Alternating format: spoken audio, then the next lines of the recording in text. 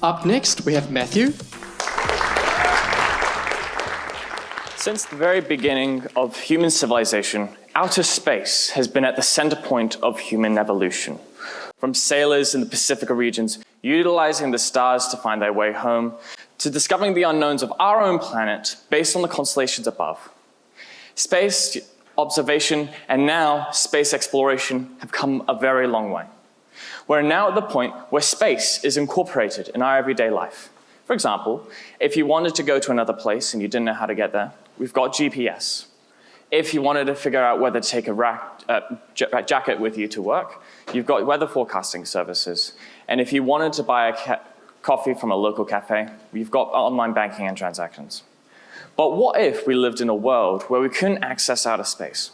What if we lived in a world where we couldn't observe the stars, planets, and phenomena outside of our own? What if we couldn't send rockets and satellites out into space?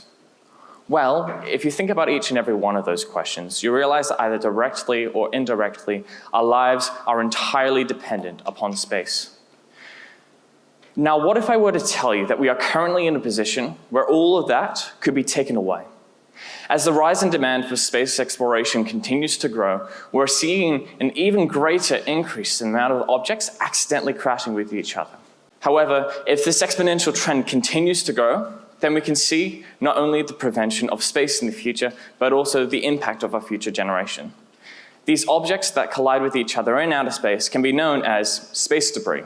Now, just out of interest, can I get a raise of hands of people who have heard of space debris before? Oh, that's a lot. For those who are unaware, space debris is similar to how we litter on Earth. Any large object, such as a defunct satellite, spent rocket stages, or even smaller pieces of junk, such as paint flecks or small fragments, can be classified as space debris. And this isn't a relatively new issue. In fact, this has been going around since the very first of an artificial satellite, the Sputnik 1, back in 1957. So why is exactly space debris an issue? Well, to give you some context, Earth has 3 different orbits. Low Earth orbit, which is less than 2,000 kilometers from Earth's surface, medium Earth orbit, which is between 2,000 to 36,000, and geospatial Earth orbit, which is at exactly 35,786 kilometers. And long story short, this is so that we can achieve 24 hours per one orbit around Earth.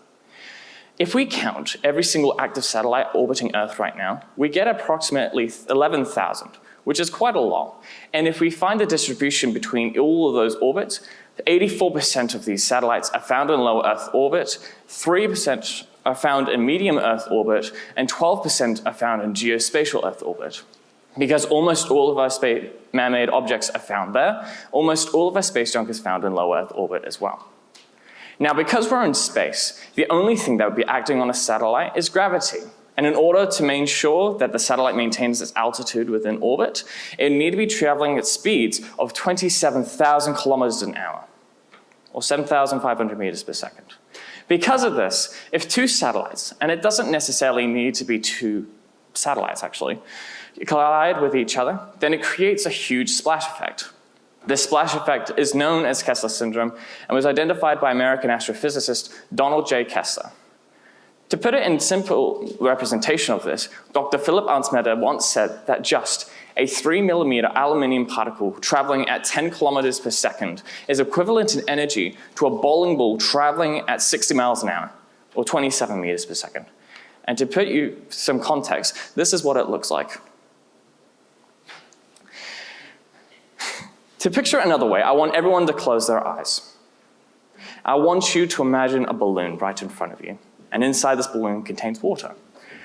If there is a tennis player right across this water balloon, what would happen if he or she hits the tennis ball at the balloon? Well, the balloon would burst and the water inside would go everywhere. Now, I want you to imagine that happening in space and at 7,500 meters per second.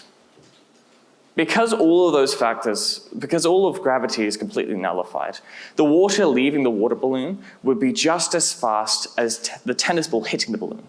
If you've got your eyes closed, I'd recommend maybe opening them now. Because of this, no matter how small or how big these objects are, it creates this huge splash effect. And this splash effect, in theory, creates more objects. This would, because of the amount of objects, would create more collisions. And this repetitive, vicious cycle is the result of Kessler syndrome. Because of this syndrome, if this escalates further, then we can see millions, if not billions, of pieces of debris orbiting Earth right now. If we get to that point, then it would mean that lower Earth would be deemed completely unusable, making space travel almost impossible, and maintaining satellites in outer space would be just as difficult as trying to travel in light speed. Now, although this may sound like it's coming from a sci-fi film, it could be happening sooner than we think.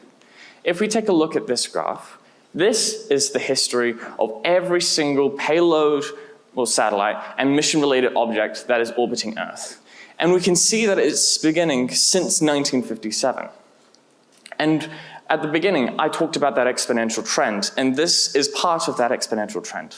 And I say part of it because this is only all mission-related objects and satellites. If we were to count all trackable objects orbiting Earth, this is what we would get. Each and every one of those bars contain a different type. And aside from the satellites and mission-related objects, we've got rocket mission-related objects, we've got rocket debris, rocket bodies, fragmentation from rocket bodies, we've got satellite debris, fragmentation from satellite collisions, and also unidentified objects, which, long story short, they are stuff that we can track, but not specifically don't know what they are. And no, they are not UFOs. Now, I keep on mentioning that this is within all of Earth's orbits. If we wanted to show just LEO, we can approximately adjust this graph so that these values on the left change. And if you still don't believe me at this point, well, I'd like to show you a visual representation of what Earth looks like. This was courtesy of Leo Labs, an online software that allows you to visually track objects orbiting Earth right now. And this was on the 21st of September 2024 at 0 UTC.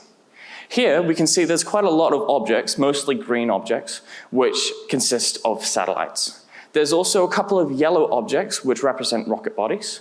There's these red objects that represent big debris and trackable debris. And these blue objects, it might be a bit difficult seeing, are those unidentified man-made objects that I keep on talking about. However, at this point you'd notice I keep on mentioning the words trackable. Why is that? This is why. Every single one of those pink dots represents a piece of debris that is so small that it's almost impossible to track. And the reason why it's on here is just to show the visual representation of how bad our orbit is right now. Right now, there's over 40,500 pieces of debris that is greater than 10 centimeters. There's over 1.1 million pieces of debris that is greater than a centimeter and is smaller than 10 centimeters, and over 130 million pieces of debris that is that's over less than a centimeter. This is very alarming. And as that exponential trend continues to rise, these numbers are only going to go up. Now, at this point, you're probably thinking, okay, well, this does sound pretty bad from a space perspective. Why exactly should I care? Unfortunately, if a piece of debris is able to pass through Earth's atmosphere and still remains majority of its mass and size, it could be catastrophic, if not fatal. One instance of this occurred in July 25th of 2022, where a piece of SpaceX's junk landed in an Australian farm owner's land. And based on this photo, you'd think, oh, it's not actually too bad. It's quite long, but not much. This is it right next to a car. That piece of debris is 2.7 meters tall. And if that landed on the wrong person, it could have been, again, catastrophic, if not fatal.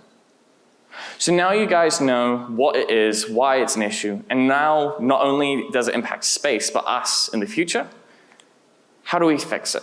Well, similar to a fight or flight response, we've got three options. We can either fight for the issue, we can take flight, or we can freeze. And let's start off with doing nothing. What would happen if we did nothing? Well, that exponential trend that I keep on mentioning would only continue to rise. We would see several satellites being collided, including our beloved International Space Station. And it would mean that we'd be creating essentially a junk prison orbiting us right now. This junk prison would not only mean that the end of space would be completely destroyed, but also our daily comforts, such as weather forecasting, GPS, and online banking would cease to exist. One of the things that we're focusing on right now as a species is trying to explore outer space. And with this junk prisoners here, we're not going to be able to do that. Now, moving on to flight. Now, what exactly do I mean by taking flight? Well, in this instance, it would be instead of prioritizing our time, resource, technology on solving the issue of space debris, we'd essentially be using that towards trying to find livable life on other planets such as Venus or Mars. And yes, you could argue that it would be nice to see if it's possible to explore and live on other planets. But under no circumstance should we be prioritizing our time on this. If we get to that point where we create a junk prison before we're able to even do this, then we can't even send the stuff up, making it completely pointless. And finally, we have fighting. Fighting for a cleaner and safe environment above Earth's orbit. And how can we do this? Well, we've got two options. We can either deorbit the piece of junk back down onto Earth and recycle as much of the remains as possible, or we can send these pieces of debris back to a graveyard orbit. Let's start with deorbiting this junk. Basically, this means that we take a specific piece of debris and we deorbit it into a safe location.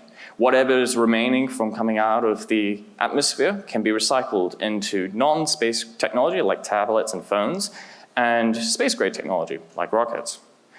However, it's pretty difficult to do it. Right now, we're having a look into different options. For example, we're having a look at sending harpoons to these debris. We're potentially casting a net out to these debris. And we're even sending lasers out, which essentially would mean that we'd create an external force that would send the junk back down onto Earth by itself. Now, all of these are really great stepping stones. However, they all come with even greater significant problems. For example, the harpoon one produces more junk than it actually collects. The net one relies on being so close to the junk that it means that it increases its likelihood of crashing with the junk, making it a bit counterproductive. And the lasers one, not only does it look like it's creating more junk, if it's pointed at the wrong direction, it could be catastrophic.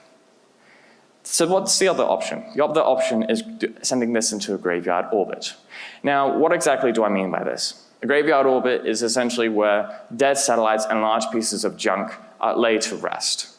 And if we go back to those three orbits that I mentioned previously, it is just 50 kilometers above the maximum range of medium Earth orbit. Now, at this point, you would have thought this would be a good idea. However, this only primarily targets two different types of debris: large pieces of debris and end-of-life satellites, which essentially mean that it's a satellite that no longer serves a useful purpose and is currently still out in space. And if you take those two different types and compare it to the whole grand scheme of space debris, it only tackles about 0.031% of all space debris objects, which doesn't sound like it's doing a lot. If we time this so well to the point where all of the junk is in one place, it could all deorbit at one point, which would not look good, especially if you think of a sci-fi film, then you'd remember, and there's a scene where there's meteorites falling from the sky. We could see that happen, which is very scary. So, with all of that said, I'd like to bring your attention right back to the very first thing that I was talking about.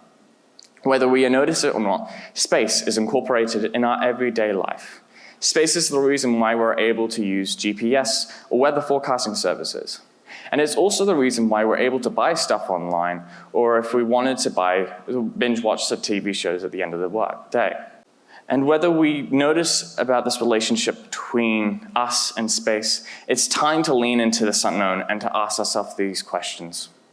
However, we are currently at the point where we can no longer ignore this issue of space debris.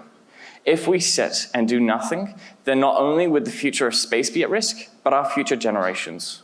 These next few years of 2024 will be very significant in trying to clearly identify and to solve the issue of space debris. And the only feasible solution of trying to tackle this issue is to fight for a cleaner and safer environment. And that leaves us with a question. How can we as a collective be able to solve this issue? So, Whether you're in the audience right now or watching this online, I'd like you to go and explore. To go and explore your own journey about space debris, trying to figure out ways of how we can solve this issue together. We as a collective can no longer ignore this issue of space debris, and we can only unite together to actually tackle this issue. So, with that said, I'll leave you with one final question. Will you go into this unknown? Kia ora.